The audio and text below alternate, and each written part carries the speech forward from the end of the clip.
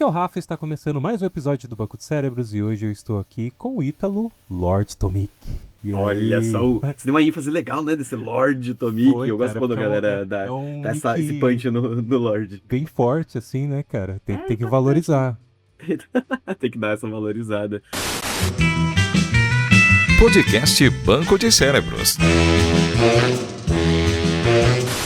Oi, pessoal, pra quem não me conhece, eu sou o Ítalo Lorde Tomic também aí nas redes e dependendo de onde você me conhece, sou uma pessoa recém-formada em letras e também produtor de conteúdo. Anteriormente de videogame, tinha um podcast, fazia várias coisas aí sobre games na rede, mas agora eu tô trabalhando com música, sendo jornalista musical, já comecei com uma galera, já fiz muita coisa, já participei de vários festivais. Tô me atrasando no conteúdo, mas depois do podcast de hoje eu vou voltar a postar coisa. Não, perfeito, cara. Inclusive, você falou que é formado em letras, né? E um dos motivos do tema desse podcast foi justamente seu TCC, né? A gente se conheceu, né, na universidade e você, no seu TCC, fez sobre o emo, né? E o Isso. resgate do emo agora, né? O Moveu foi. Eu fui um pouco longe de fazer um resgate do resgate. Então, primeiro eu resgatei o romantismo do século XIX para falar do emo, mas foi bem nesse sentido mesmo de querer desenvolver um pouco mais, se aprofundar no emo, que é um movimento que acho que já tem pelo menos uns 2, 3 anos, assim, ininterruptos que eu tô ouvindo a frase de o emo tá voltando, o mundo tá voltando a ser emo, a referência do emo nunca foi mais forte, então eu aproveitei esse gap, essa paixão, essa questão de eu gostar muito do movimento para também fazer um TCC, pesquisar um pouco, entender o que está acontecendo, não só nesse movimento de volta, mas o que define o emo, né? Porque no fim do dia a gente é muito amplo o que é emo, né? A gente ouve sei lá, um Forfã, um Restart, um Fresno e um NX0 e fala emo.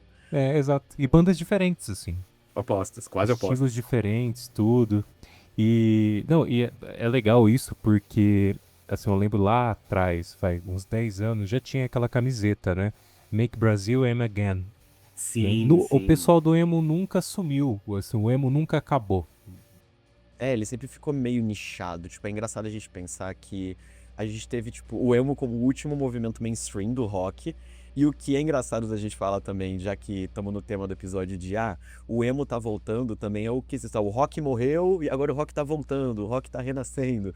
E aí o emo ele vem junto nessa onda.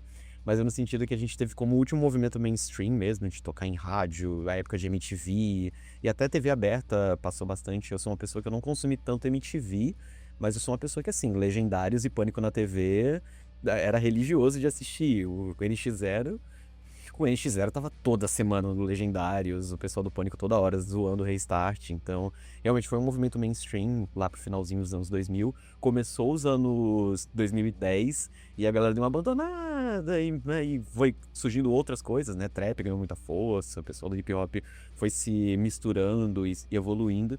E agora nos anos 2020 a gente tem esse resgate, talvez por nostalgia, talvez por amadurecimento. Eu tenho minhas teses, que são mais por uma questão de amadurecimento, de uma cena que é constante, nunca foi embora, mas a gente realmente tem o emo como uma coisa que ele se mantém, né? E aí, essa é a graça do meu TCC, a tese é de que o emo, na verdade, ele existe desde o século XIX, a gente só não chamava de emo. Até porque ele traduz muito de sentimentos, eu vejo o Sim. pessoal lá na época já, assim, tem influências de outras bandas, né? Mas assim, tudo se moldou ao emo, né? Tipo, essas coisas, algumas coisas foram se moldando ao emo quando chegou nos anos 2000, né? Eu sou muito fã das bandas grunge, né? Inclusive, Uhum. quem ouve o podcast já viu aí o comentário de algumas, tudo. Tem uma influência, querendo ou não, né? O grunge, pós-punk. Tem, porque tudo bebe da mesma fonte que a do punk. Então, tipo, tudo são. O grunge ele vai ter uma característica um pouco diferente. Eu admito que eu tenho que estudar o grunge. Eu preciso sentar um dia pra entender um pouquinho mais os Pearl Jam, os Nirvana da vida.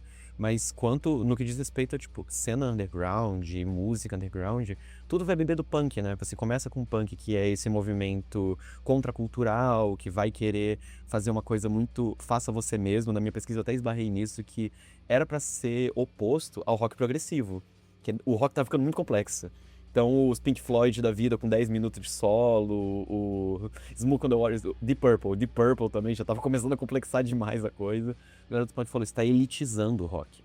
O rock não é mais aquela coisa de faça você mesmo, que até mesmo os Beatles beberam dessa fonte, que eles eram uma banda que eles começaram bebendo de uma fonte musical, eu esqueci o nome do gênero específico, mas era aquelas coisas que a gente vê em seriado, em filmes dos anos 40, 50, 60, que era a galera tocando com coisa de lavar roupa, batucando em tamborete, esse tipo de coisa, pra fazer uma bandinha com instrumento improvisado. Os Beatles meio que começam daí. Então era pra ser simples, aí vai complexando, e a galera do punk fala, você tá elitizando o rock.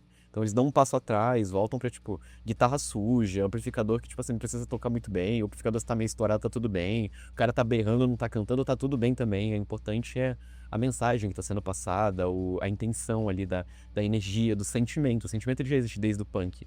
E aí, quando você pega essa sonoridade que é mais barulhenta, mais energética, mais contracultural, vários outros movimentos de contracultura vão beber disso, né? O punk, logo de cara, ele já é absorvido pela indústria, a gente cria o New Wave. Então, New Wave nada mais é do que punk industrial, punk Bem pop, que a né? galera das gravadoras pegaram e falaram, vocês tocam bem, vocês têm um movimento aí, a juventude que tá comprando os seus discos, então vem aqui pra dentro da nossa gravadora e surge o New Wave, e o hardcore ele vem na vibe do tipo, não, a gente não quer ser de gravadora, a gente quer continuar sendo contracultura, e aí vai, cara, hardcore, emo, pop punk, o grunge ele vai ter um pouquinho dessa questão de falar muito do soturno do urbano, né? Essa palavra que eu queria. Não, bastante. soturno Até eu ia falar assim, o Nirvana é uma banda que, assim, claramente tem muita coisa do punk, né?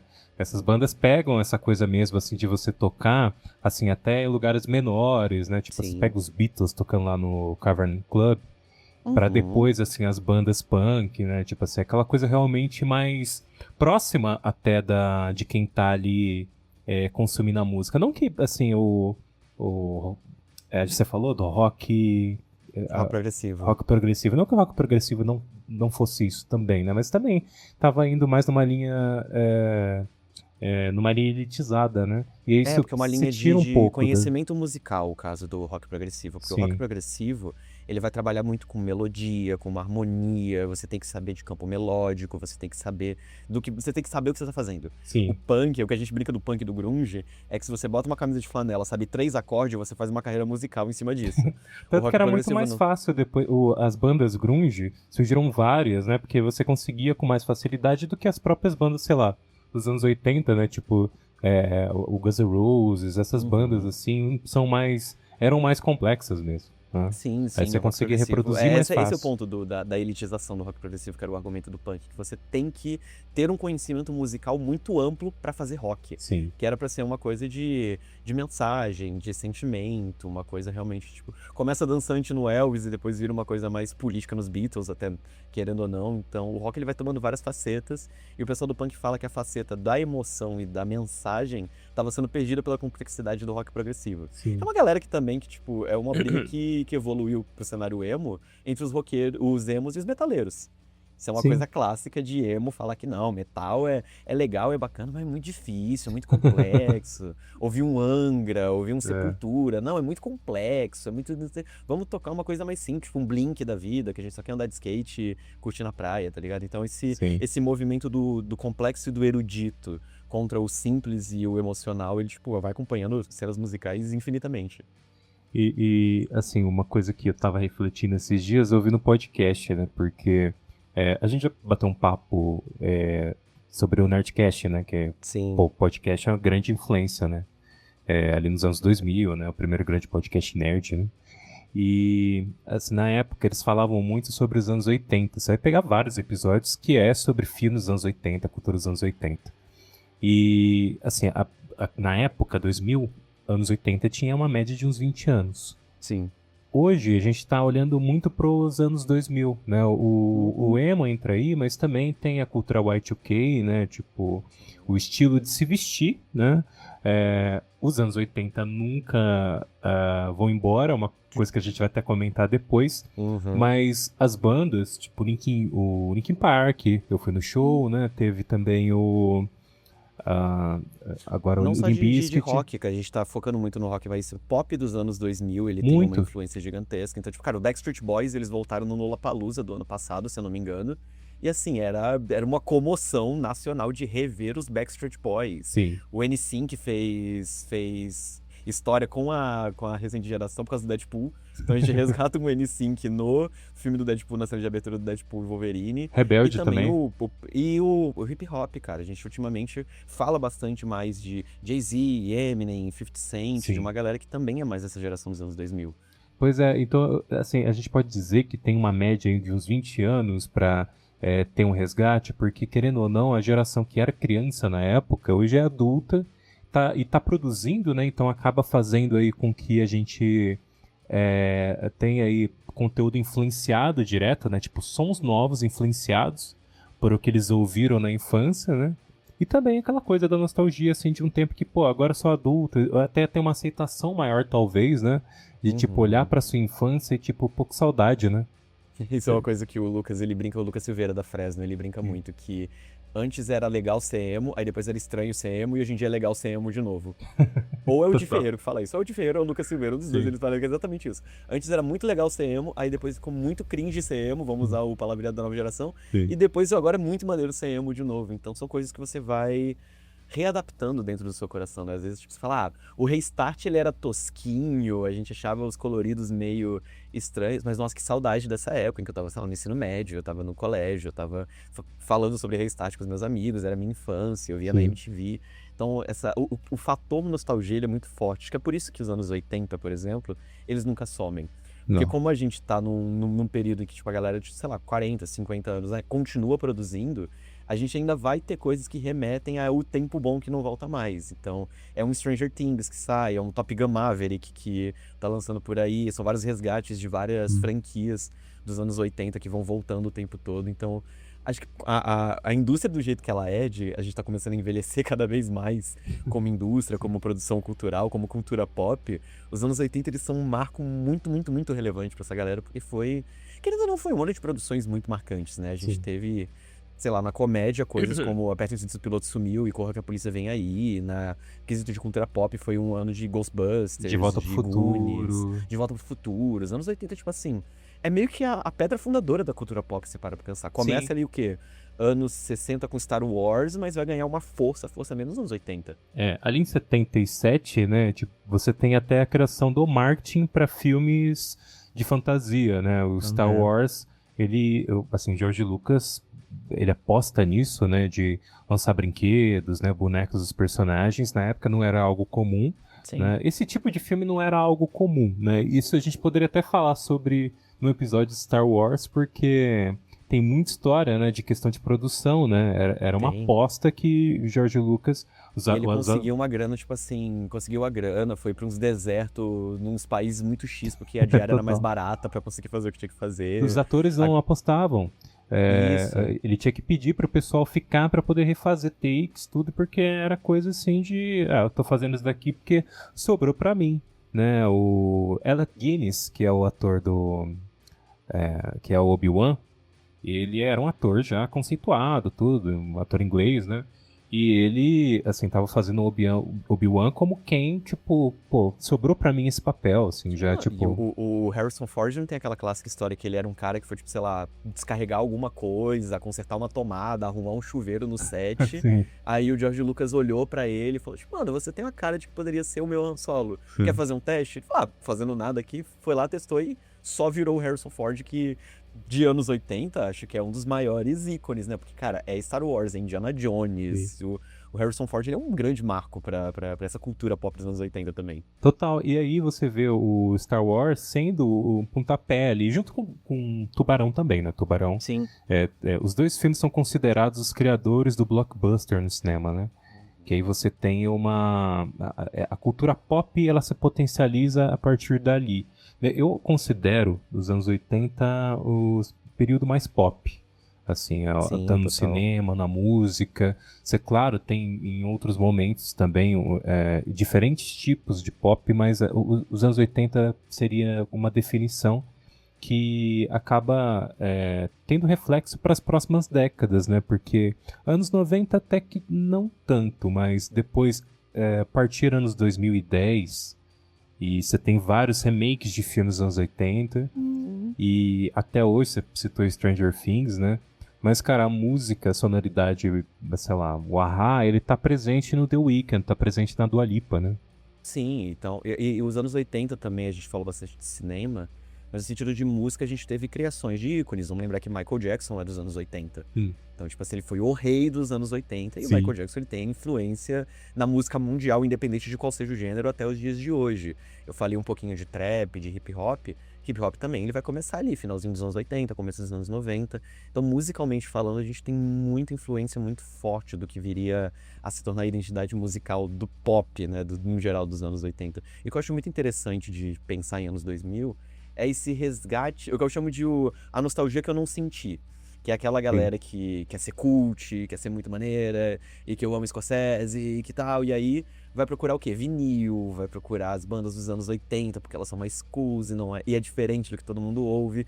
E Sim. esse resgate acaba acontecendo de uma forma, às vezes, bem involuntária. E aí mistura na cultura, é isso que eu acho fascinante. É você ouvir uma banda recente como o Terno, por exemplo, que eu adoro o Tim Bernardes, você vê muita coisa de Brasil 60, 70, 80. Por quê? Pela criação dele, claro, ele veio de um ambiente musical, de MPB, mas também porque ele tem aquele jeitinho de cara cult, o bigodão e o Sim. cabelinho. Tanto que eu brinco que ele deve andar com uma eco bag dentro de uma eco bag todos os dias, porque é o jeito tanto dele quanto Sim. do público dele. Então você acaba fazendo esse resgate pra fugir do que é o comum hoje em dia. Sim. Então, tipo, o pop de Taylor Swift e Sabrina Carpenter não me agrada, então eu vou ouvir o pop de Britney Spears e Michael Jackson, talvez. Sim. Total, assim, o Michael Jackson, ele ser dos anos 80, acho que já firma, né? Tipo, a É, música pop sendo ali os anos 80 mesmo, né? Você falou do Tim Bernardes e o Terno, né? Eu não conheço muito, mas esse resgate que você falou, uma vez você citou até uma nova Tropicália, seria uma isso, galera da nova os Tropicália, neotropicalistas. neotropicalistas. Eu acho muito interessante porque nesse início de carreira de produtor musical e de entrevistar a galera do ramo, eu tive a oportunidade de conversar com os meninos do Grilo. Foram duas situações. A primeira, eu tava cobrindo o evento do Fest da Firma, eu encontrei o Pedro, que é o vocalista e um dos compositores da banda, o Grilo, que é Hum, uma banda que, assim, tá fazendo um sucesso absurdo entre a galera mais nova. A sim. faixa etária do grupo do fandom do Grilo é entre 14 e 18 anos. É muito interessante ver que, tipo, os meus alunos, eles amam o Grilo. Sempre que eu Hum, falo que eu sou fã de Grilo também, numa sala de ensino médio, tem pelo menos uns 4, 5 que, tipo, meu Deus, você também gosta de Grilo, eu adoro essa banda e tal. E aí, uma vez e aí nessa de entrevistar e tá falando com todo mundo, eu parei pra falar com o Pedro. E eu fui direto e reto. Eu vejo o Grilo como o pivô de um novo tropicalismo. Eu vejo o Grilo como pivô de uma nova cena que tá resgatando muito da brasilidade nas músicas e tá fazendo uma nova MPB. Ele foi simples e contundente falar, cara, obrigado pelo elogio, fico muito lisonjeado de você achar isso, mas eu discordo. Eu não ah, acho que a gente é pivô de nada, eu acho que a gente só faz música por querer fazer música, a gente faz com as referências que a gente tem, com as coisas que a gente gosta, a gente não pensa em ser porta-estandarte de uma cena ou ser um pivô de alguma coisa. Corta pro dia seguinte, que era onde eles iam tocar, e eu tive a oportunidade de falar com a banda inteira. E eu fiz a mesma pergunta, só que agora pra banda inteira, no sentido de tipo, conversei com o Pedro sobre isso, o que vocês acham? E aí foi o Cavalari, que é o baixista, falou: cara, a gente não pensa em ser pivô de nada, não. A gente não acha que a gente é muito revolucionário, não. A gente faz música que a gente quer fazer, a gente curte, a gente tem nossas referências e tal. Então eu acho muito engraçado que são coisas que a própria galera que tá fazendo isso não percebe. Que não, eles vão. O Grilo, cara, foi muito engraçado que também na mesma entrevista eu comentei sobre a versatilidade que eles têm no estúdio, porque eles fazem música de tudo. sim. E aí o Fepa, que não só é guitarra, mas ele também é produtor da Rocambole, fez vários álbuns de várias bandas do selo Rocambole. Ele comentou literalmente isso, falou, tipo, falta o que pra gente? Falta uma música psicodélica da gente, falta uma música de tal estilo, e, tipo, faltavam poucos estilos que eles não exploraram. Porque Sim. eles têm samba, eles têm rock, eles têm frevo, eles têm baião, eles têm um monte de coisa muito brasileira porque eles querem fazer. Porque é do jeito deles, é das referências dele. Então eu acho muito interessante que essa galera que eu considero os neotropicalistas, então o Grilo, o Terno, o Aquino, tem uma galera que vai fazer uma música bem, bem brasileira, às vezes não se toca, só tipo, a gente gosta. E é isso que eu tava falando do referencial. A gente gosta de música dos anos 80 porque na minha casa tinha vinil. Eu gosto de música dos anos 2000 porque as músicas de hoje em dia não me rebatem tão bem, eu prefiro as coisas dos anos 2000. E aí vai juntando esse caldeirãozinho de referência, sem perceber você vai criando uma coisa nova em cima disso, que parece com a coisa antiga e as coisas vão se misturando. E você vê que é natural, né? Acho que por eles serem muito influenciados por esse tipo de música, eles estão criando música, mas assim, sem a intenção de reproduzir. É porque Sim. realmente eles estão. Faz parte do que foi de consumo deles, né? É a construção do gosto, né? O nosso gosto ele é construído também, né? E acho que desde a adolescência, que aí você falou que muitos adolescentes ouvem eles, né? Você já meio que estabelece já como que é assim, um gosto que você vai ter pro resto da sua vida, mesmo que você pegue outras referências, tem ali, né? Muito do que você consumiu lá atrás, né? Sim, os meninos uma outra banda do Rocambole que eu também considero desse movimento, que são os meninos do Aquino, eles são uns anjos, eu amo, saudade, inclusive. Os meninos do Aquino, eles são uns anjos. E aí é que são dois Joãos, é o Soto e o Vasques. E aí o Vasques, que ele compõe bastante e tal, ele é um dos vocalistas, ele me comentou que, tipo, a piada interna dos meninos do Aquino é quando que a gente vai tomar um processo por plágio. Porque toda hora ele tá pegando referência, ele tá pegando sample, ele tá ouvindo alguma coisa e colocando dentro das músicas do Aquino. Ele até brincou, ó, segundo, ó, pra me justificar, até hoje eu só roubei gringo. Até hoje eu só plagiei gringo, eu só peguei coisa. E aí quando eu fui conversar com eles, 100% anos 80 a referência deles. Eles têm muito da brasilidade, tanto que foi até uma brincadeira que eu perguntei sobre por que eles conseguem, como eles conseguem ser tão brasileiros, que eu acho Aquino, tipo assim, epítome do Brasil, eles são muito, muito brasileiros. E aí o Lelê, que é o baterista, ele me comentou brincando, tipo, acho que é por isso. Porque a gente pega a referência gringa e faz do nosso jeito. A gente copia, a gente sampleia a galera dos anos 80 e coloca o nosso toque carioca, o nosso toque jovem, o nosso toque de MPB dentro daquilo e acaba saindo uma coisa muito brasileira. Sim. Então é realmente desse de pegar a referência e de... É um gosto anterior. Então, tipo, eu escutava muitos vinis do meu pai dos anos 80. E eu ouvi Grooves on the Heart e quis colocar dentro de uma música do Aquino e saiu uma coisa nova. Sim. A gente falou dos anos 80, né? E como você falou que é influência pra eles, é muito característico também daquela época um tipo de som, né? Do mesmo jeito que você vai pegar dos anos 2000, os anos 90, né? Acho que tem muito disso, assim, a partir do momento que você tem ali os anos 80 como sendo aquele tipo de música pop que tem até uma coisa meio... tem uma coisa meio Ela é mais atmosférica, dancing, né? ela é Porque os mais anos 80 densa. ele é muito de rhythm and blues. Sim. Ele bebe muito dessa fonte do R&B. E aí você vê isso, assim, é usado até hoje porque é a identificação, né? É fácil, assim, e não é, às vezes nem, não é da nossa época, né? Eu mesmo, muito novo, ouvia muitas bandas dos anos 80 porque, assim, pô, é único, né? Eu, tipo, sei lá, criança, minha mãe às vezes me colocava pra ouvir Kid Abelha. Sim. E aí depois, é engraçado que mais velho, eu, tipo, ouvi na banda, ela foi me passar essa informação, eu não sabia. Então, Sim, e até mesmo para a própria indústria, se a gente for pensar num quesito mais amplo de pop, os anos 80 eles são resgatados também como um sentido de qualidade. Qual que é um dos maiores álbuns pop, de diva pop, dos anos 2000, final dos anos 2010, começo dos anos 2020? Future Nostalgia, da Dua da Lipa, Dua Lipa, que é um álbum de ponta a ponta de sample. É um Sim. álbum que de ponta a ponta são músicas dos anos 80, que ela remixou, às vezes fez uma letra nova por cima, e é um álbum excelente, eu gosto muito de Future Eu Nostalgia. também, é um eu álbum tenho que ele, é tipo, maravilhoso. e é um álbum que ele é 100% de sample dos anos 80, é 100% de músicas dos anos 80. Aquele ano também foi sacanagem, né? É ela e o The Weeknd com After Hours. Sim. E acho que tem outros também ali naquele período. O próprio The Strokes, que lançou o Sim. New Abnormal, que pega muito... Até o nome é uma brincadeira. New Abnormal é tipo New Order, né? Tem músicas ali que lembram o New Order, né? E tem uma galera que tá resgatando agora Beatles pra caramba, tem um pessoal que tá resgatando Rolling Stones também pra tocar. Então, tipo, o resgate ele é constante, mas eu acho interessante do resgate quando você modifica o que já tá estabelecido. Eu acho que uma pessoa que tem feito isso muito bem, e eu afirmo assim, isso até daria corte se quiser colocar de reelzinho, porque isso é Já maravilhoso. tá o corte aqui, já. Já dá o corte, porque a pessoa que eu acho que é uma das mais revolucionárias da história do rock brasileiro é o Lucas Inutilismo. Por um motivo muito simples. Ele fez a mesma revolução que a galera do Falling Reverse, que o Ronnie do Falling Reverse, fez nos Estados Unidos, só que pro contexto brasileiro. Ele colocou funk dentro do metalcore.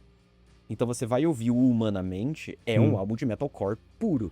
É mano, muito parecido com Bring Me, muito parecido com Fallen Reverse, as músicas mais recentes do Fallen, só que ele tem batida de funk, ele tem beat de funk, ele tem realmente um gingado de funk em diversas músicas. Ele conseguiu incluir esse quesito da sonoridade brasileira, do contexto de funk que ele também tem pra dentro do rock. Então eu acho que isso que é o legal de você resgatar a referência pra criar uma coisa nova. Então quando você vai ouvir Humanamente, é um show de você fazer mosh, bater cabeça. Quando eu fui no último que teve na áudio, eu fui levantadinho, sabe? De passear na multidão e Sei. tudo.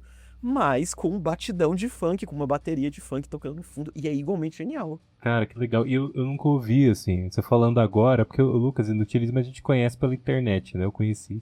Pela E, comédia, e pelas pra besteiras que ele comédia, faz na assim, internet. e aí você... Se muito pelos 2000 e tanto numa música. Sim, e aí agora ele tá muito... Não, mais na música até, né?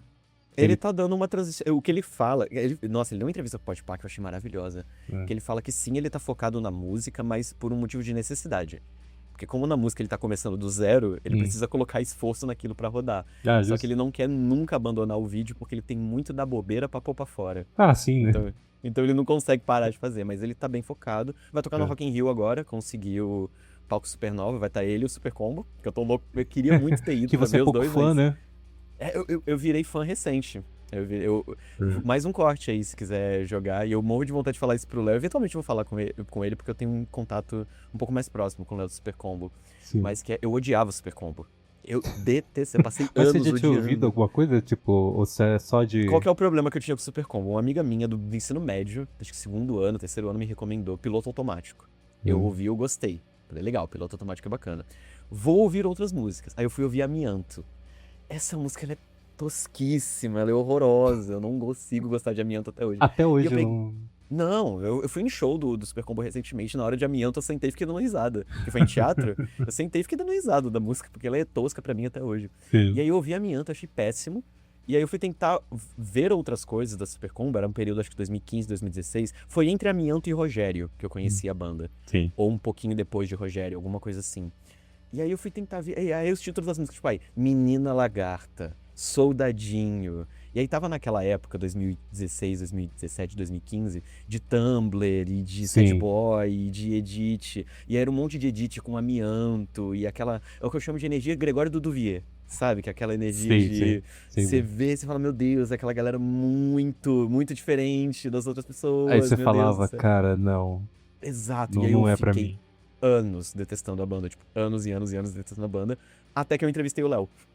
Até o dia que eu fui entrevistar ele, e ele Te tava com um converteu, projeto né? solo.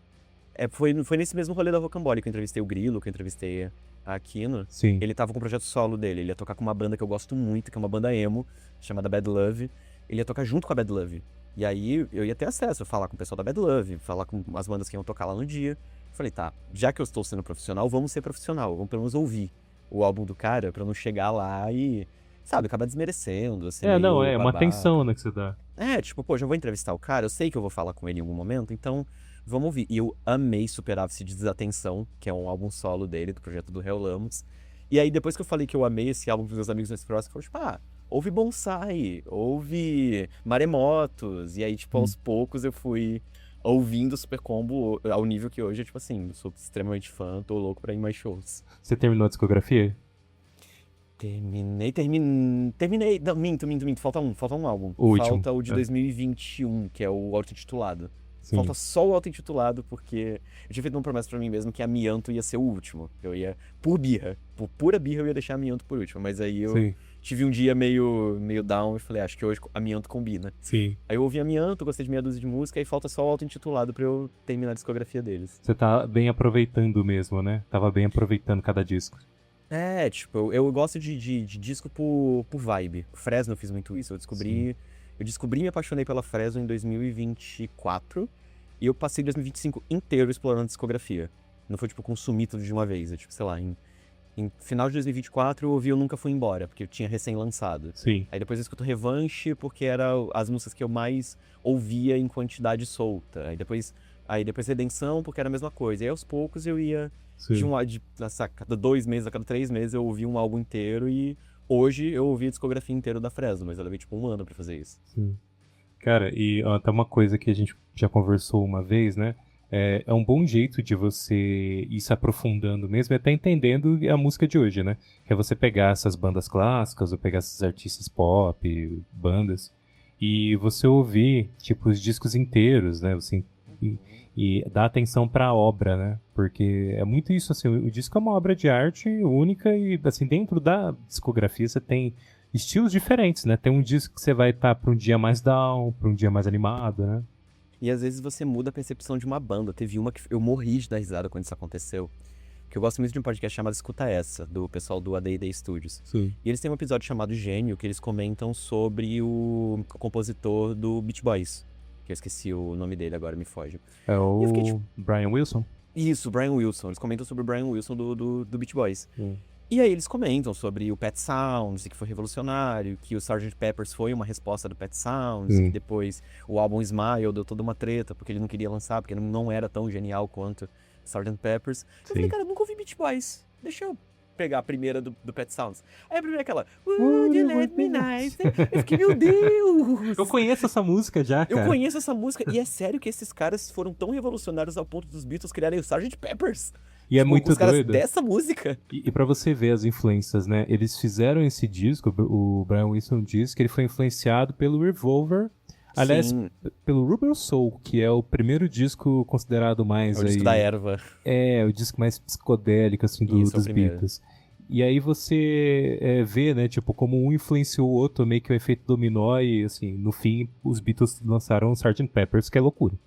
Mas... E tipo, esse negócio de influência, ele vai ser eterno, não tem o que fugir. É por isso que eu acho que a gente tem esse resgate o tempo todo, principalmente no que diz respeito à música. Porque a música, ela sempre tá se aperfeiçoando. Você sempre vai ter uma coisa que é anterior a você, que você gosta, e aí ou você quer fazer igual, ou você quer fazer parecido. E aí disso você vai evoluindo e criando uma coisa nova, que nem eu comentei do Lucas no Utilismo, de colocar funk dentro do metalcore, mas o emo brasileiro, ele é 100% pautado nessa chave. É o Lucas Silveira que ouviu NoFX, ouviu Lagwagon e falou, meu Deus, eu quero tocar igual. Só que ele não tinha capacidade técnica de tocar igual. Aí ele tocava mais ou menos igual, criava uma nova sonoridade que virou a sonoridade da Fresno. Então tudo, se você for puxar uma linha cronológica, tudo é um resgate eterno de várias referências, de várias coisas que vão acontecendo. Não, exato, cara. E assim, você considera que teve resgates na sua vida aí, já que a gente tá nessa de, eu era jovem, gostava disso, parei de gostar, voltei. Você teve alguma coisa disso? Cara, eu tive algumas coisas muito, muito, muito fortes disso. Eu acho que a principal foi o emo. O emo A foi... gente conversou um pouco disso em off, mas vale conversar aqui em câmera também pra quem tá ouvindo a gente. Sim. Que eu sempre fui emo, mas eu demorei anos pra me admitir emo. Porque eu tava relembrando isso esses dias. Eu tenho uma memória vívida de a minha primeira banda, 100% minha, ser uma My Chemical Romance. Era uma coisa, tipo, quando você é criança, que nem você comentou, sua mãe te mostrava Kid de Abelha. Então, pra mim, era, tipo, minha mãe me mostrava pagode, meu pai me mostrava forró, e eu tinha um irmão mais velho que ele me mostrava coisas da MTV. Sim. Então, ele era apaixonado por Charlie Brown Jr., então ele me mostrou Charlie Brown, me apresentou o que era mais ou menos a MTV, e eu conheci, tipo, que nem eu falei, coisas que eu via no Legendários. Então, no NX0, esse tipo de coisa. E até que um dia eu tava sozinho em casa, eu sabia que tinha um canal que passava clipes.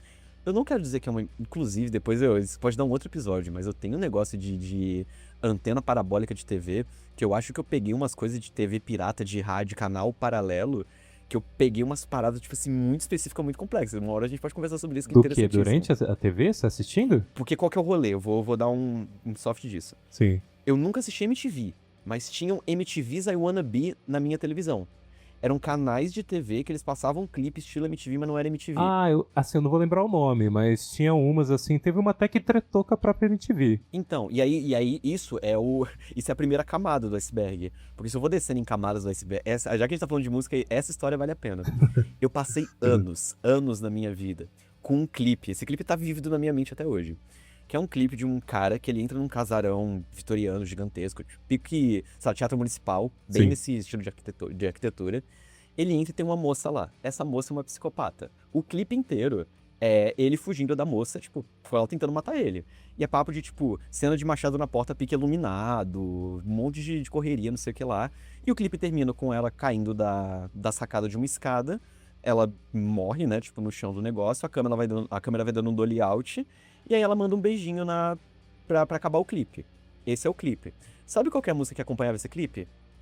Cara, Meet não. me halfway, why rather for... Eu te juro, Caraca. eu te juro. Isso não é uma memória falsa, não é efeito Mandela. Eu te juro que isso é fixo na minha cabeça.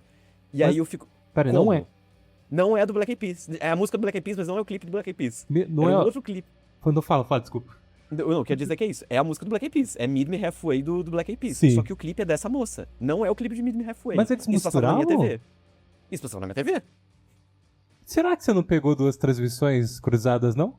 Eu não sei se foi transmissão cruzada, eu não sei se foi TV pirata, porque também eu lembro de umas paradas, tipo, bem creepypasta mesmo, de uns Mickey, uns Pateta Uncanny, preto e branco, nos parques, tá ligado? Cara, Por isso que eu falei, isso ó. é o episódio inteiro.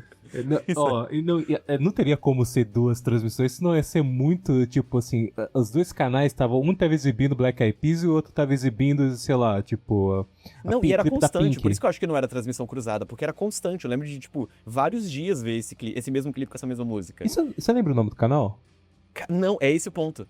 Não faço ideia. Não faço a Caraca, mano. menor ideia. É uma memória que eu tenho e Ó, eu tenho essa memória. a gente tem um histórico aqui no Brasil de umas rádios, umas TVs piratas, né? E também, assim, tem sempre aquelas invasões, né? Sabe, lá nos Sim. Estados Unidos que teve o Max Headroom, Isso. que era o... Também teve recentemente na Record News com Na uma Record News. creepypasta. Teve, nossa, sempre, assim, tem vários casos aí. Só que no seu caso era você estar, acho que, pegando uma TV pirata mesmo. É, então, aí eu queria um dia estudar isso mais a fundo e ir em fóruns de Reddit pra ver se alguém tem essa mesma memória que Nossa, eu, se alguém que é souber muito aí, específica. se alguém souber aí, já Quem já souber, quem puxa. estiver ouvindo, tiver essa memória parecida com a minha, eu agradeço. Mas aí numa dessas, passou o clipe de Nananá, do My Chemical Romance. E é uma historinha, Muito uma foda. coisa bem Cowboy Bebop, pá, e tal. Eu falei, Sim. meu Deus, que maneiro. E eu fui procurar, e aí eu descobri que tinha uma sequência chamada Sing. Hum. E eu fiquei tipo, meu Deus, essa banda é muito legal. E eu conheci My Chemical Romance sozinho por conta, e foi a primeira banda que eu gostei e ouvi e pesquisei por conta. Então, tipo, eu já comecei sendo emo. E que nem eu falei, eu já assisti Legendários, de ser fã de Pânico na TV. CQC eu não era muito, mas de estar nesse meio de TV aberta de comédia, de programa de matéria e tal, você conhecia o Restart, você conhecia o NX0, você conhecia a Fresno. E aí, quando eu consegui Spotify, eu fui explorando esse meio. Tanto que minha banda favorita é All Time Low, tenho tatuagem deles e tudo. Da hora. Então, tipo, minha banda favorita é All Time Low, eu fui explorando outras coisas do emo, conheci Fall Out Boy, conheci Panic! At the Disco, Paramore. E aí, mas era sempre, tipo, eu gosto dessas bandas, mas eu não sou emo. Emo, eu não tenho franja, aí vem aquele estereótipo, né? Eu não tenho franja, eu não sou tão triste e tal. Até que veio o I Wanna Be Tour, eu conheci a Fresno, coisas aconteceram e aí eu resgatei essa identidade, fui vendo mais coisas do Lucas e falei, Cara, tipo, não, eu você vê, sou emo de o fato. I Wanna Be Tour, então, teve influência direta em você se reconhecer como emo, Direta. então. Direta, porque o que acontece nesse I Wanna Be? Eu vou no I Wanna Be no Rio de Janeiro pra ver o All Time Low. E Sim. quando eu descobri que o I Wanna Be existia, São Paulo tava esgotado. E aí eu fui pro Rio de Janeiro porque eu tenho bastantes amigos cariocas e tal. Era o famoso, tipo, se desse alguma merda eu tinha pra onde cair morto no Rio e eu não era um turista 100%. Então eu fui Sim. pro Rio de Janeiro. E aí eu conheci a Fresno no sentido de tô pagando o ingresso. Que a Fresno sabia de nome. Mas aquela galera lá meio tosca, que o Marcos Mion ficava zoando os clipes, Sim. esse tipo de coisa. E aí, só que aí eu ouvi, me apaixonei, fiquei explorando um pouquinho da discografia. E aí aconteceram situações na minha vida que me levaram a me levaram à melancolia do emo. Me levaram à melancolia e isso e o no período já do festival ali, meio que conjunto. pós-festival. Quando eu já Pós-festival. tava apaixonado pela Fresno. Quando eu já tava, tipo... Era Sim. engraçado que uma colega minha me encontrava na faculdade. Nossa universidade, minha do Rafa, a gente tem o nosso prédio, tem que ir de elevador. Então sempre que ela me encontrava no hallzinho pra pegar o elevador, ela olhava, via que eu tava de fone, ela... Não vou nem perguntar, você tá ouvindo Fresno, né? E eu normalmente tava ouvindo Fresno. Então, aí teve uma situação que a melancolia do emo me pegou. E aí eu vi suporte, eu vi apoio no Lucas, nas músicas, nas letras, no movimento. Sim. E aí foi quando eu tive essa curiosidade de querer entender mais, explorar mais, responder medos e de questão do tipo, por que Restart Fresno é emo igual? Qual que é a origem do emo brasileiro? Quais foram as primeiras bandas emo? Aí de querer responder esse tipo de pergunta, eu acabei entrando mais a fundo no movimento. E depois disso, cara, aí conhece gente, conversa com banda, fica apaixonado, conhece cena local, entrevista gente, Vai se pega aprofundando amizade. cada vez mais, né? E aí foi quando eu resgatei, eu falei, não, eu sou meio emo mesmo e tá tudo bem com isso. Por isso que eu falei, eu cresci, eu existia, eu era uma criança Sim. na época que ser emo era legal. Mas eu cresci na época que ser emo era tosco. E aí hoje ser emo é legal de novo. Sim. Aí hoje que ser emo é legal de novo, vou ter ser emo. É legal isso, porque é a questão da aceitação, né? De você Total. pegar e reconhecimento, né? Que, tipo, você não tinha muita noção mesmo. Foi se aprofundando que você entendeu. Cara, eu tô aqui, né? Tipo assim, esse é o meu grupo também, né? O emo é uma coisa que tá comigo, né? Você Eu falou acho que você deve ter passado por isso, porque você não vai fugir, não. Eu vou jogar pra você também as Pô. coisas que você resgatou. Mas eu acho que você deve ter passado por essa situação de alguma coisa que você gostava muito, e ao longo que você foi crescendo, você falou, tipo, mas isso é muito infantil, isso é muito tosco, isso não faz Sim. mais sentido. E aí, anos depois, com mais maturidade, você percebe que isso sempre foi seu. E aí você Não, total. retoma e, tipo, resgata.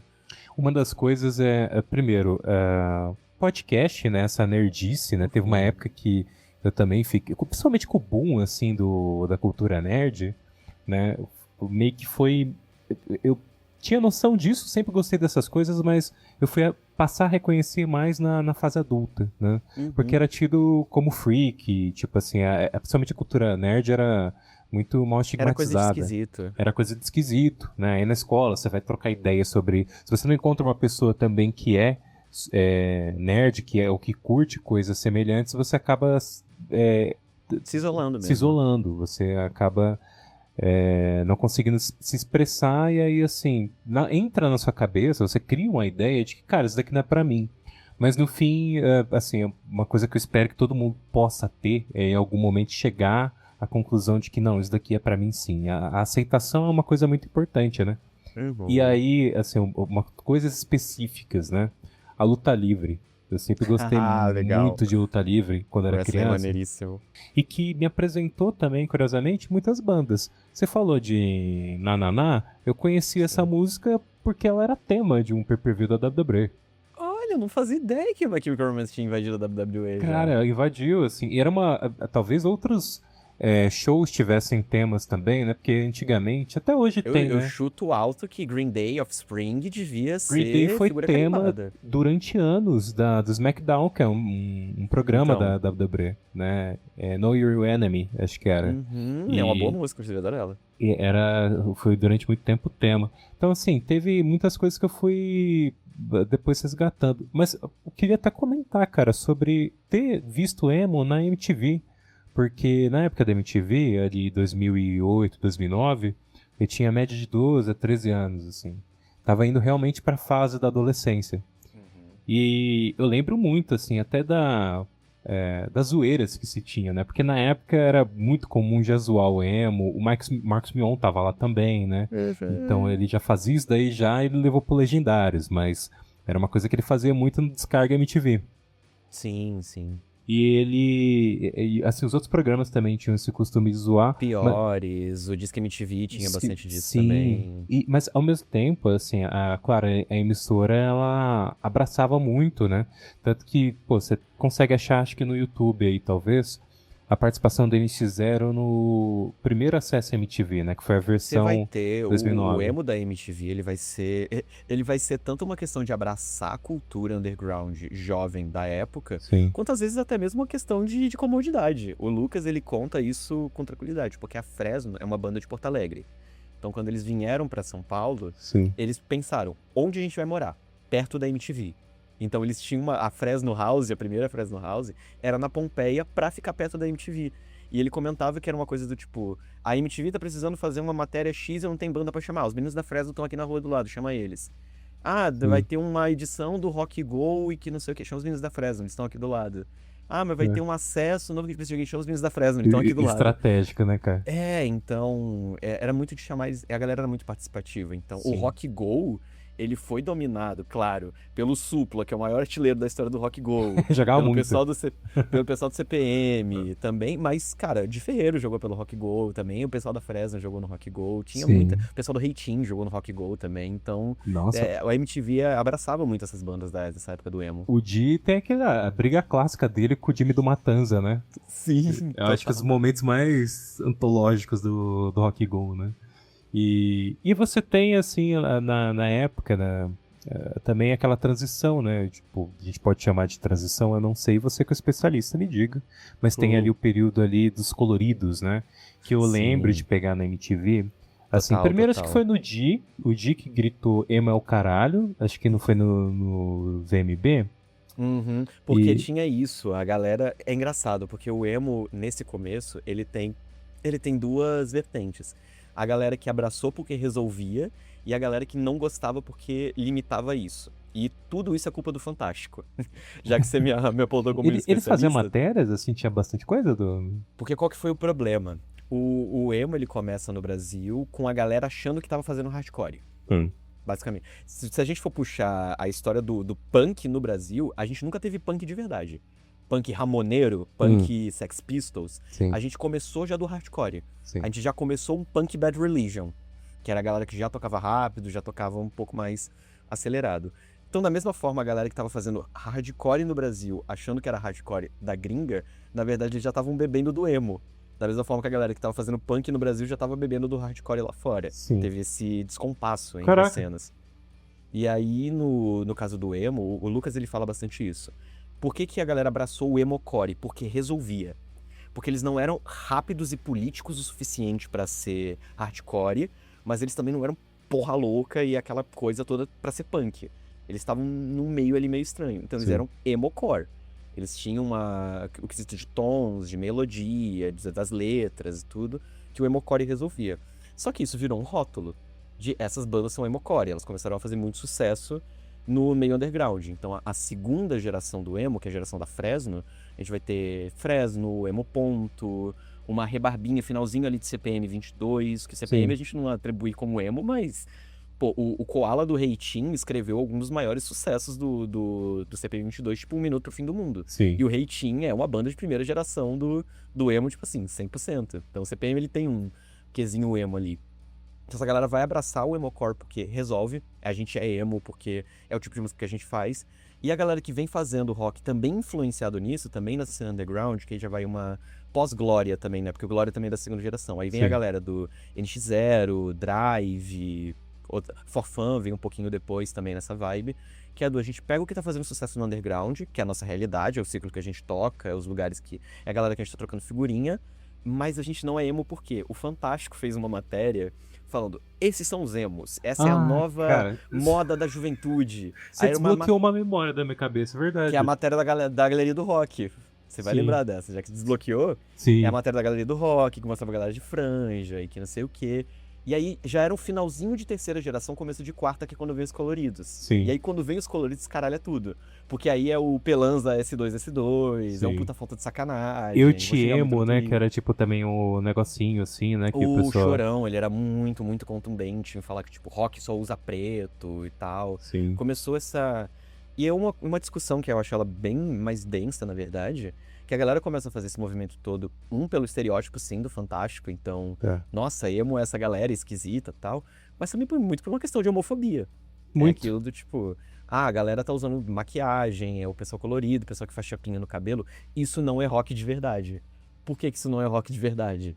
E olha, na época, você citou tipo Pânico na TV, era uma grande influência pra gente. A gente Sim, foi criança na completamente. época, a gente assistia muito tudo. Mas é Se muito você não produto. assistiu Pânico no domingo, você não conversava com ninguém na segunda-feira de Não, manhã na total, escola. né? Segunda-feira era o assunto, né?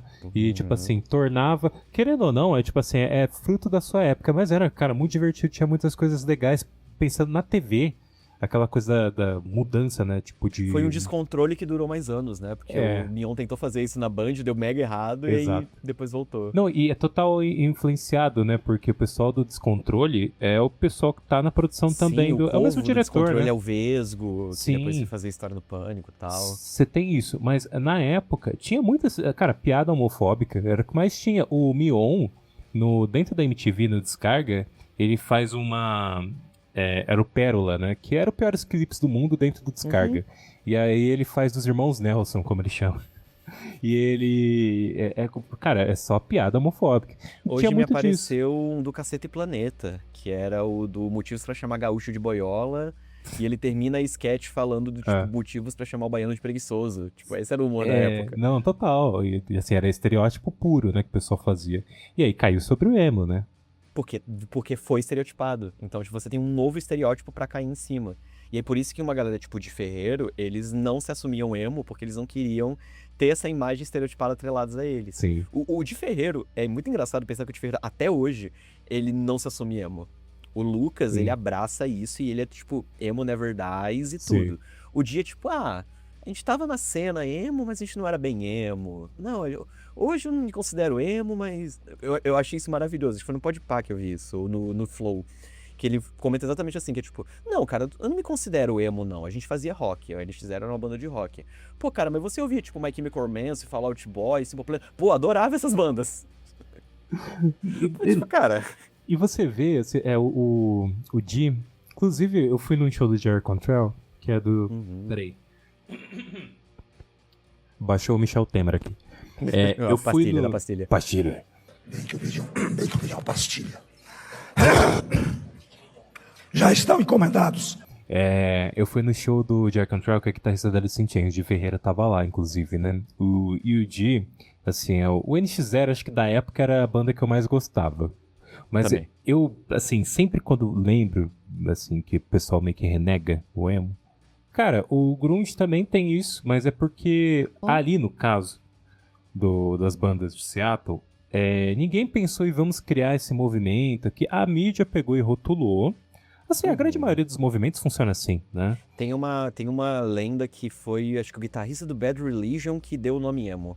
Que Foi uma deu... coisa assim, a galera já tava tocando nessa vibe emocore, o pessoal tipo Fugazi da vida. Eu falo, isso aí não é hardcore não, isso aí é emocore. Porque eles ficam falando de sentimento. Tanto que tem uma entrevista que ele fala, não, fui eu que dei o termo emo, mas é Assumiu. meio nebuloso mesmo, foi realmente um rótulo, a galera falou, isso aí é emocore, exato. porque é emocore. De cabeça agora eu não vou lembrar quem que fez isso daí com grunge. Mas se você perguntar pro pessoal, do Alice in Chains, do Pearl Jam, eles vão entender, só que eles não vão se assumir, eles vão falar assim, cara, tipo, as bandas eram muito diferentes. É a mesma coisa que eu sinto do que eu acabei de comentar do Pedro do Grilo. Sim. Que enquanto tá acontecendo, enquanto você tá fazendo, você faz porque você quer. Você faz porque te faz sentido, você faz porque você gosta. Sim. Você faz porque aquela sonoridade é agradável pra você. Você não pensa em ser o pivô de uma cena. Eu entendi o que o Pedro ele quis me dizer naquela entrevista. Você não pensa em ser pivô, você não pensa em revolucionar, você pensa em fazer música. Sim. Se você tá revolucionando, aí nós acadêmicos que a gente tem que falar se tá ou não, tá ligado? Total. A gente faz a análise, né? E aí, assim, a gente falou bastante de emo agora, né? Sempre bom. Mas eu queria fazer uma pergunta em relação a se é possível prever qual que vai ser uma tendência, porque se nessa existe o resgate, né? E o resgate virou uma tendência, né? Tipo, a galera usando aí seu mullet, ouvindo a sua música dos anos 2000. É possível a gente entender o que vai daqui, tipo, sei lá, na próxima década ser uma tendência? Eu acho que vai muito do amadurecimento das pessoas que estão entrando para a próxima década, porque você tem alguns... É engraçado você pensar, como eu sou formado em letras, por consequência eu sou professor. Sim. E eu acho muito engraçado alunos meus falando que eles têm nostalgia em Minecraft. Eles falando que eles têm nostalgia em, sei lá, daqui a alguns anos vão ser alguns alunos meus falando que tem nostalgia em Roblox. Ou eu Sem mesmo, dúvida. que sou uma pessoa que eu jogo League of Legends há mais de uma década, eu tenho certa nostalgia do LoL antigo, que era o LoL quadradão de 2014, que foi quando eu comecei a jogar. Então, e esse sentimento de nostalgia, ele faz você resgatar as coisas. Eu sinto que, tipo, por exemplo, Minecraft, ele teve esse resgate no começo dos anos 2020. Começou com aquela série do PewDiePie, então o PewDiePie começou fazendo, aí a galera viu que deu certo uma série de Minecraft do PewDiePie, e aqui no Brasil a gente teve o Felipe Neto. Era coisa de eu conversar com uma prima minha, que é mais nova, sobre Minecraft, porque ela tava vendo o Felipe Neto, e eu, tipo, nossa... Minecraft já tá começando a ser alvo de nostalgia, de resgate. Minecraft já tá sendo alvo de resgate. Então acho que tipo, a gente vê da gente crescendo. Então da gente pensar, tipo, eu e você, como produtores, como pessoas que vão produzir conteúdo, vão produzir arte, vão produzir peças de mídia, quais eram as nossas referências, quais eram as nossas paixões e o que fazia o nosso coração acender durante a nossa adolescência, durante a nossa infância. E a gente inconscientemente vai resgatar esse tipo de coisa, ou conscientemente querendo realmente trazer de volta, trazer aquela sensação de, por exemplo, eu comentei da galera super cult, Gregório Duduvier, eu tô passando por isso, só que dos anos 2000, eu coleciono CDs da Fresno, eu não tenho vinil, eu não tenho Sim. vitrola, porque eu não vivi essa época. mas eu vivi a época de CD. Então, sempre que eu posso comprar um CDzinho da Fresno pra deixar minha coleção, eu compro um. E depois que eu terminar todos os da Fresno, eu vou começar a comprar CDs emo. Sim. Então vai ter CD do NX0, vai ter CD do My Chemical Romance, do Fall Out Boy. Porque é esse resgate, é a saudade do CD, é a saudade do ter uma coisinha ali pra colecionar, que foi da minha adolescência, foi da minha infância. Então eu acho que a gente vê o que fez sucesso pra agora, na nossa geração, e pensar no que vai vir na próxima. E pra próxima, pensar o que fez sucesso nas gerações dos meus alunos, e aí seria o sucesso da próxima. E vai indo nesse ciclo eterno de nostalgia, de resgate, de vontade de trazer algumas coisas. Cai bem naquilo que a gente falou, né, sobre ser, assim, uma média eu coloquei a média de uns 20 anos, assim, mas não é regra, mas é aquilo lá que a gente consumiu mais novo, né, que vai influenciar, né. Esse podcast tem influência, querendo ou não, sei lá, de uma MTV da vida, essas coisas que eu sempre consumi. Da mesma forma que os podcasts de daqui a 20 anos, 30 anos, vão ter referência do Flow Podcast, do Podpah, do Joe Rogan, e eles vão ganhar uma outra cara de um resgate de uma galera que, nossa, que saudade do Igão e do Mítico falando coisa no Podpah. Cara, a nostalgia, ela torna tudo mais aveludado, né? Você até, tipo, ignora certas coisas, começa a dar mais valor até a algumas coisas, né? Quando você resgata, tipo assim, hoje eu pego muito podcast que eu ouvia quando era novo pra reouvir, assim. Eu tava reouvindo o MDM esses dias, Melhores do Mundo, os episódios lá de trás. E você ouve a nova cabeça e pensa assim, pô, tem coisas que eu não pegava na época que hoje em dia eu dou até valor, assim, pô, na época a pessoa já pensava assim, eu já tinha esse tipo de análise, né, que é uma coisa que às vezes é atribuída mais agora, ou mesmo a gente encontrar às vezes erros nisso, né, quando a gente consome de novo. Mas vai sempre ter, acho que isso, né, essa ideia de, pô, a nostalgia, eu comentei esses dias, né, ela tem seus prós e contras, né. Acho que um dos prós é que você pode pegar, beber daquela fonte, mas criar algo novo, né, que eu acho que é mais válido. E eu acho que também vem de um lugar de vontade de falar. Enquanto você estava comentando, eu lembrei de uma coisa que é muito interessante de analisar, que quando eu era criança, eu consumia YouTube. E eu consumia muito YouTube de jogo, tal, para além dos Júlio Cocielos e Christian Figueiredo da vida. Sim. Qual que era o conteúdo de jogo que tinha na época? Retro game. Porque era uma galera mais velha que queria falar dos consoles da adolescência e da infância. E eu falo, fui um retro gamer por necessidade, porque eu tinha um PC horrível que não rodava muita coisa. Mas eu também fui um retro gamer por influência. Sim. De gostar muito do Colônia Contra-Ataca, do Sr. Wilson, de gostar muito do Guzang, do Sopra Fitas, do Fiaspo, do Velberan, que eu gosto muito deles até hoje. E aí, conhecer retro games, conhecer jogos de Super Nintendo, Mega Drive, Nintendo 64, que eu nunca ia jogar na minha vida. Hoje, com 24 anos, quando eu entro no YouTube, eu vejo vídeos sobre PS2, vídeos sobre alguns jogos específicos do PS3, algumas coisas da geração ali, final dos anos 2000, 2010. Por quê? Porque a galera que tem a idade que o Sr. Wilson, que o Guzang, que o Velberan tinha, 2000 e pouco, tá com a mesma idade hoje querendo falar das coisas deles. E as coisas deles são as coisas que, por acaso, eu vivi também. Então não é mais aquele resgate dos anos 80 e 90. É uns resgates dos anos 2000, 2010. Então é também uma necessidade de falar. É tipo, pô, legal que você tá falando do seu Thundercats, do seu He-Man, que foi o desenho da sua infância. O desenho da minha infância foi Ben 10, cara. Eu quero um vídeo falando sobre Ben 10. E aí você cria, né, esse conteúdo no YouTube sobre Ben 10, Bakugan, sobre jogos de PS2. E isso vai, querendo ou não, influenciar outros tipos de produção. Não, total, é exatamente isso que a gente sente agora, né? Eu vejo muito que a minha geração, ela tá aí, né, tipo, produzindo conteúdo, né? Eu me sinto mais à vontade até de produzir e trazer essas coisas e ver até o pessoal mais novo, né? Eu vou fazer 30 esse ano. E, tipo, na faculdade eu tô estudando com o pessoal mais novo, assim, de seus 19, 20, né? E eu vejo o interesse deles nesse período, né? E até um gosto já prévio deles por essas bandas dos anos 90, por o filme. Então você vê que muita coisa a gente já dialoga, mas também eles querem às vezes saber como que foi no período, né? E você vê, assim, tipo, era o que a gente consumia, né? Você falou do Sr. Wilson, eu assistia também. O Guzang, eu cheguei a gravar com ele participou de um banco de cérebros lá atrás, sobre lendas dos games. Que incrível. Exatamente, estamos aqui com o Guzang, youtuber, tem um canal Só Pra Fitas, né, Guzang? É um canal muito louco aí, eu faço uns vídeos lá de história dos games, falo de um monte de coisa que nem eu sei o que eu falo naquele canal lá, mas é um monte de coisa, não é verdade? Exatamente, ótimo canal, recomendo pra galera. Muito esses canais, né, que traziam muito assim, pegar as revistas de games, O tudo isso. próprio Nerdcast era isso, que o nem a gente Nerdcast tava era comentando. por isso. Nerdcast, ele era... É o que eu brinco com todo mundo. Eu tenho referências hoje, só de Trapalhões, porque eu era apaixonado por Nerdcast. Sim. Episódio sim, episódio também. As A Voz da Gal novelas fazendo uma piada sobre... As novelas, tem os Nerdcasts de Vale a Pena Ver de Novo, você só foi ouvir falar de certas novelas por causa deles, né? Os Sim, anos 80, filmes. totalmente. É aquilo, tipo, o que a nossa geração tem a ver com Top Gun? O Top Gun clássico, primeiro, do Tom Cruise. O que a nossa geração tem a ver com Goonies? O que a Sim. nossa... Nada. Nada. Só que como a gente consumiu conteúdo de pessoas que viveram nessa época e tem essa nostalgia por Robocop da vida, ou Juiz Dredd, a gente conhece essas figuras, a gente conhece esses filmes, a gente tem uma figura de brucutu dentro da gente, não porque a gente viu os filmes do Arnold Schwarzenegger quando a gente era criança, porque pessoas que viram o filme do Arnold Schwarzenegger quando era criança produziam conteúdo sobre esses filmes e foram Sim. influências pra gente que a gente consumia. Total, cara.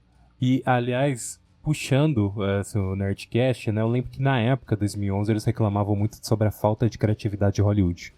E aí, existe Em 2011. Lá em 2011. E é uma reclamação, acho que recorrente, porque ao longo dos anos a gente foi passando por isso, né, sempre, e acho que vai sempre passar. Porque sim, existe esse resgate muito no cinema. E aí, cara, você considera uma falta de criatividade mesmo? É o que a gente discute da falência criativa, né? Eu tenho um amigo meu, cinéfilozão e tal, adora estudar cinema, que ele tem uma frase icônica que eu guardo no meu coração, que é: a nostalgia tem que acabar. Porque a gente vai ter o nosso Toy Story 7, o Diabo Veste Prada 5, Todo Mundo em Pânico 20. É mais lógica de mercado esse sentido da falência criativa. E eu falo da falência criativa de Hollywood da mesma forma que eu falo da falência criativa de música. Beleza, em Hollywood a falência criativa ela pode ser real, porque vários requintes, várias sequências, o que é novo não faz sucesso. Por exemplo, a decadência da Pixar, né? Eu amo Turning Red, é um filme que eu amo do fundo do meu coração, eu acho ele muito, muito bom. Ele é muito bom mesmo. Flopou, que era uma IP nova, não é um Toy Story 6 e tal. Sim. Mas beleza, pode ser que não em Hollywood seja assim. Mas você tá acompanhando cinema independente? Você tá acompanhando cinema nacional? Você tá acompanhando cinema de outros países? É a mesma coisa quando a gente discute de música. Ah, o rock morreu, o rock não é mais o mesmo. Você já foi num Banda de Casinha, que é organizado pela Bia, que ela faz um fomento absurdo das cenas locais de cada estado, porque o que eu acho genial da Bia, que ela não se contenta em ficar em São Paulo. Ela é de São Paulo, mas a Bia não se consegue ficar em São Paulo. O Banda de Casinha já rodou Florianópolis, Minas Gerais, interior de São Paulo capital. E ela tem agora o Banda de Indizinha. Ah, o Indie tá tudo a mesma coisa? Tudo parecido com Imagine Dragons, Coldplay?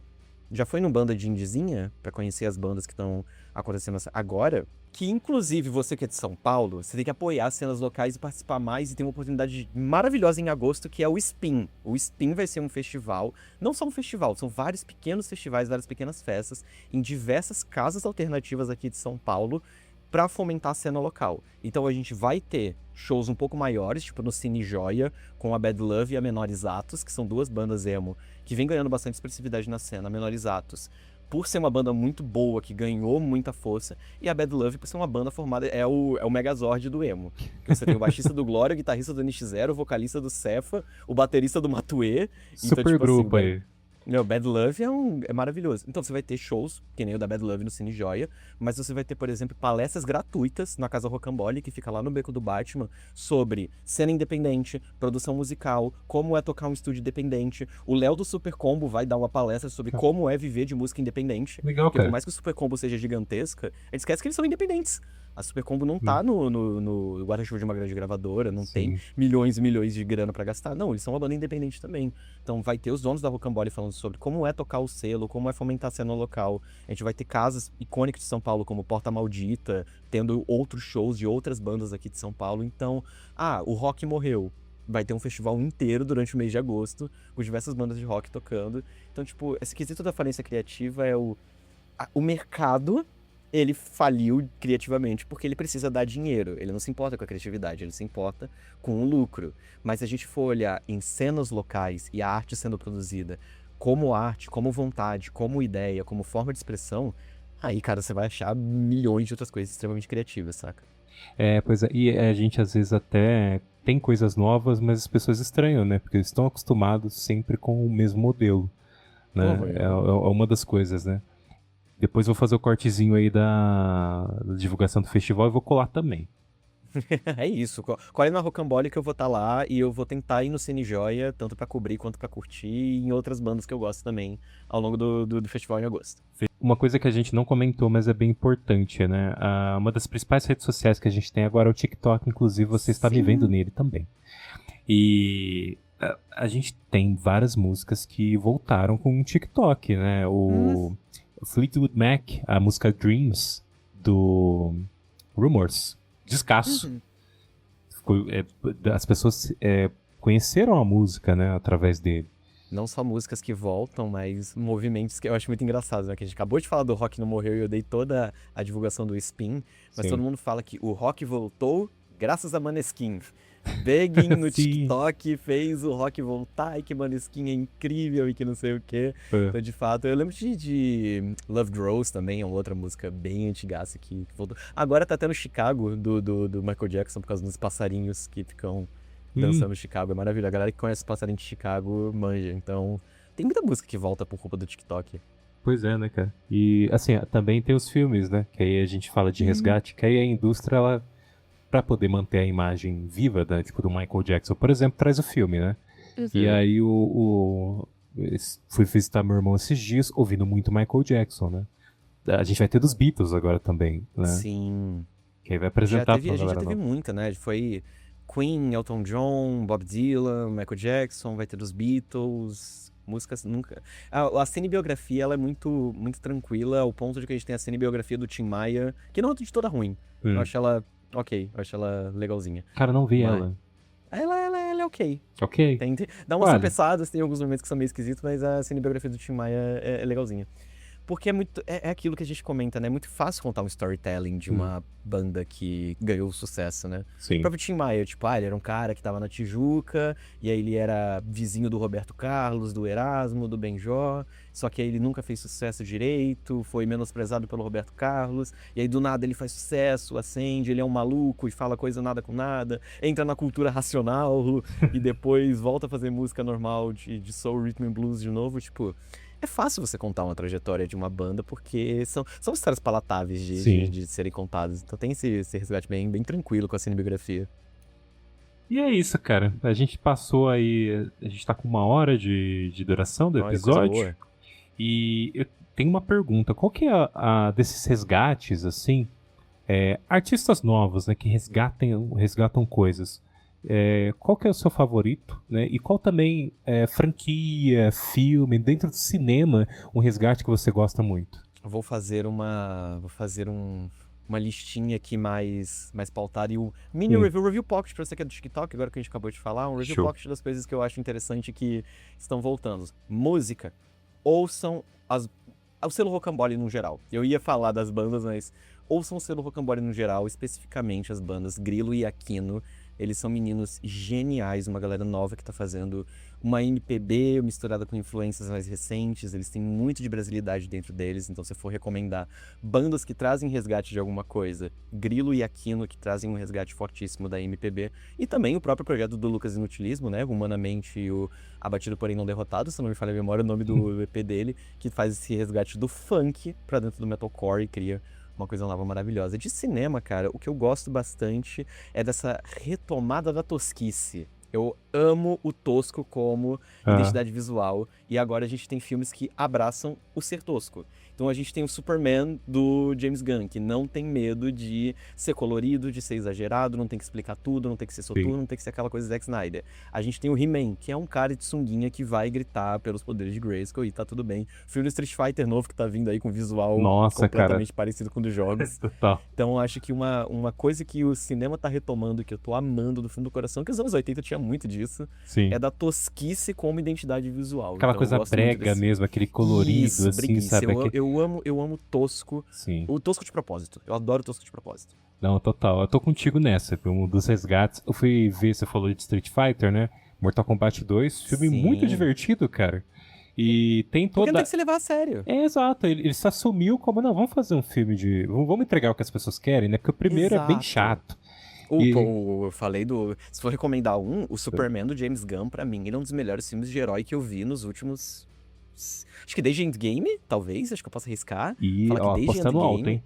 Eu acho que desde Endgame é o melhor filme de herói que eu vi, porque É. ele não se preocupa, que nem o Zack Snyder, de tudo fazer sentido, ele é um pouco mais colorido, ele parte de alguns princípios que, tipo, por que tem um kaiju gigante no meio da cidade? Porque tem, quadrinhos é assim, tá tudo bem. O Lex Luthor tem uma dimensão de bolso. Porque sim, o cara pode, é quadrinhos. Então eu gosto muito, muito, muito desse Superman novo do James Gunn. E tô animado pra ver Supergirl, não vi ainda. Também não vi ainda. Mas é bem isso. O James Gunn é um dos caras responsáveis também, né? Porque ele já, desde o Guardiões da Galáxia, ele começa a não se levar a sério dentro da Marvel. Ele conseguiu resgatar o Esquadrão Suicida.